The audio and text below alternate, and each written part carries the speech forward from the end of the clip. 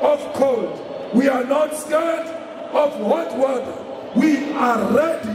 The people of South Africa, the people of KZN, we are starting now at Moses Mabhida.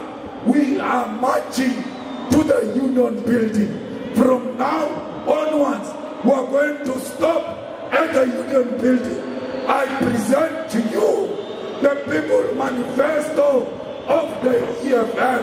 This is the weapon that will be used against the enemy of our revolution.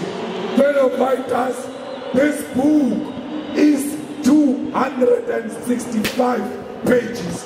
Let's ensure that we download it. Let's ensure that everybody gets to know about what is in the revolution.